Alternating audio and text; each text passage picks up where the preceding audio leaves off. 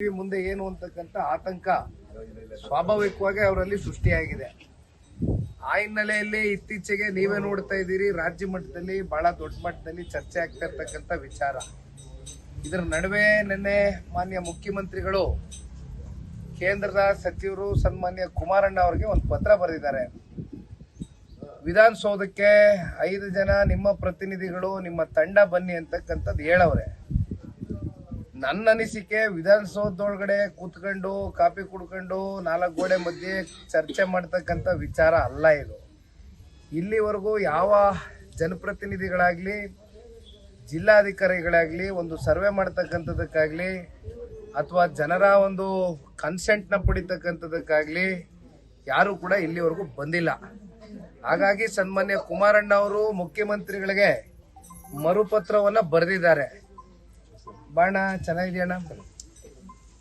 ವಿಚಾರ ಇಷ್ಟೇ, ಬೈರ್ಮಂಗ್ಲ ಸರ್ಕಲ್ಗೆ ಮಾನ್ಯ ಮುಖ್ಯಮಂತ್ರಿಗಳಿಗೆ 27ನೇ ತಾರೀಕು ಕೇಂದ್ರದ ಸಚಿವರು ಸನ್ಮಾನ್ಯ ಕುಮಾರಣ್ಣ ಅವರು ಆಹ್ವಾನ ಕೊಟ್ಟಿದ್ದಾರೆ. ಒಳಗಡೆ 4 ಗೋಡೆ ಮಧ್ಯೆ ಕೂತ್ಕೊಂಡು ಮಾತಾಡೋದಕ್ಕಿಂತ ಇದು ಇತ್ಯರ್ಥ ಆಗಬೇಕು ಅಂದ್ರೆ ರೈತರ ಸಂಕಷ್ಟ ಯಾರು ಬಂದು ಕೇಳಿಲ್ಲ. ರೈತರು ಒಪ್ಪಿಗೆ ಇಲ್ಲಿವರೆಗೂ ಯಾರು ಪಡಿತಕ್ಕಂಥ ಪ್ರಯತ್ನ ಮಾಡಿಲ್ಲ ಈ ಸರ್ಕಾರದಲ್ಲಿ.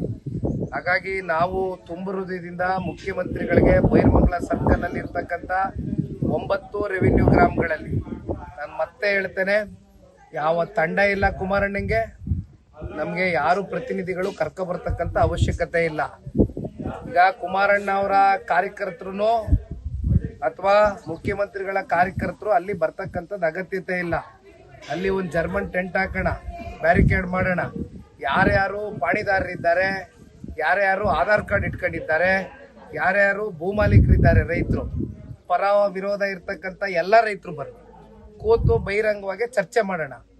ಏನಾದರೂ ಈ ಪ್ರಾಜೆಕ್ಟು ಪರವಾಗಿ ಹೆಚ್ಚಿನ ಸಂಖ್ಯೆ ರೈತರು ಸಹಮತ ವ್ಯಕ್ತಪಡಿಸಿದ್ರೆ ಧಾರಾಳವಾಗಿ ಪ್ರಾಜೆಕ್ಟ್ ಮಾಡಲಿ.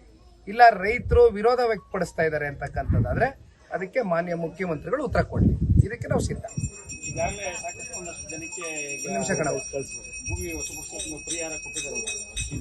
ನೋಡೋಣ, 25 ಕೋಟಿ ರೂಪಾಯಿ ಅಕೌಂಟ್ ಅಲ್ಲಿ ಇಟ್ಟು 755 ರೈತರಲ್ಲಿ 7 ಜನ ರೈತರು ನಿಂತ್ಕೊಂಡು ಈ ದೇಶದ ಇತಿಹಾಸದಲ್ಲಿ, ರಾಜ್ಯದ ಇತಿಹಾಸದಲ್ಲಿ ಅಕ್ವಿಸಿಷನ್ ಪ್ರಾಸೆಸ್ ಅಂತಕ್ಕಂಥದ್ದು ಅರ್ಥ ಮಾಡ್ಕೊಂಡಿರ್ತಕ್ಕಂಥ ಚಿಕ್ಕ ಪುಟ್ಟ ತಿಳುವಳಿಕೆ ಇರ್ತಕ್ಕಂಥವ್ರಿಗೂ ಕೂಡ ಗೊತ್ತು. ನೇರವಾಗಿ ಡೈರೆಕ್ಟ್ ಬ್ಯಾಂಕ್ ಟ್ರಾನ್ಸ್ಫರ್ ಅಂದ್ರೆ DBT ಸಿಸ್ಟಮ್ ಮೂಲಕ ಕೊಡ್ತಕ್ಕಂಥದ್ದು ಹಣ. ಯಾರನ್ನು ಕರೆದು ಚೆಕ್ ಕೊಟ್ಕೊಂಡು ಇಲ್ಲಿ ಹೊರಗಡೆ ಶೋ ಕೊಟ್ಕೊಂಡು ಮಾಡ್ತಕ್ಕಂಥ ಪ್ರೊಸೀಜರ್ ಅಲ್ಲ ಇದು. ಎಷ್ಟು ಜನ ತಗೊಂಡವ್ರೆ ದುಡ್ಡು? 7 ಜನ ತಗೊಂಡವ್ರ, 2 ಕೋಟಿ ಕೊಟ್ಟವ್ರ. ಇನ್ನು ಮಿಕ್ಕಂತ 755 ಜನದಲ್ಲಿ 7 ಜನ ಕಳೆದ್ರೆ ಇನ್ನೆಷ್ಟು ಜನ ಬರಬೇಕಾಗಿದೆ ರೈತರು? ಮತ್ತೆ ಅವ್ರು ಯಾಕೆ ಬಂದಿಲ್ಲ? ರೈತರ ಒಗ್ಗಟ್ಟನ್ನ ಹೊಡಿತಕ್ಕಂಥದ್ದಕ್ಕೆ ಪ್ರಯತ್ನ, ವ್ಯವಸ್ಥಿತವಾದಂತ ಸಂಚು ರೂಪಿಸಿದ್ದಾರೆ ಸರ್ಕಾರ. ಇದಕ್ಕೆ ರೈತರು ಯಾರು ಬಗ್ತಕ್ಕಂಥವ್ರಿಲ್ಲ. ಅಲ್ಲಿ ಗ್ರೌಂಡ್ ಅಲ್ಲಿ ಇಳಿದು ಮಾತಾಡಿದ್ರೆ ಹೇಳ್ತಾರೆ. 12 ಗುಂಟೆ ಇಟ್ಕೊಂಡಿರ್ತಕ್ಕಂಥವ್ರು, ಮೊನ್ನೆ ಒಬ್ರು ಮಂಜುನಾಥ್ ಅಂತಕ್ಕಂಥ ಒಬ್ಬ ರೈತರು ಹೊಸೂರು ಗ್ರಾಮದಲ್ಲಿ ಕೊನೆಗೆ ನಮ್ಮ ಅಂತಿಮ ಮಾಡಿದಾಗ ಅಲ್ಲಿ ಕರ್ಕೊಂಡೋಗಿ ಎಳ್ಕೊಂಡೋಗಿ ತೋರಿಸಿದ್ರು. ಒಂದು 5-6 ಹಸ ಸಾಕೊಂಡಿದೀವಿ, ಹೈನುಗಾರಿಕೆ ಮಾಡ್ಕೊಂಡು ಒಂದು ಅಷ್ಟೋ ಇಷ್ಟೋ ಹಾಲು ಹಾಕೊಂಡು ಗೌರವಯುತವಾಗಿ ಬದುಕು ಕಟ್ಕೊಂಡಿದೀವಿ, ನಾವೆಲ್ಲ ಬೀದಿಗೆ ಬಂದ್ಬಿಡ್ತೀವಿ. 12 ಗುಂಟೆ ಇರ್ತಕ್ಕಂಥ ರೈತ ಎಲ್ಲೋಗ್ಬೇಕು? ಎಷ್ಟು ಸಿಗ್ತದ ಅವ್ರಿಗೆ ಪರಿಹಾರ? 20-25 ಲಕ್ಷ ಕೊಡ್ತಾರಾ? ಎಲ್ಲೋಯ್ತಾರ ಅವರು?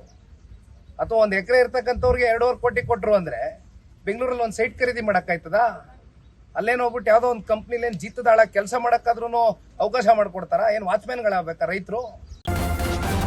ನ್ಯೂಸ್ ಫಸ್ಟ್, ನಿರ್ಭೀತಿಯಿಂದ ನಿಮ್ಮ ಪರವಾಗಿ.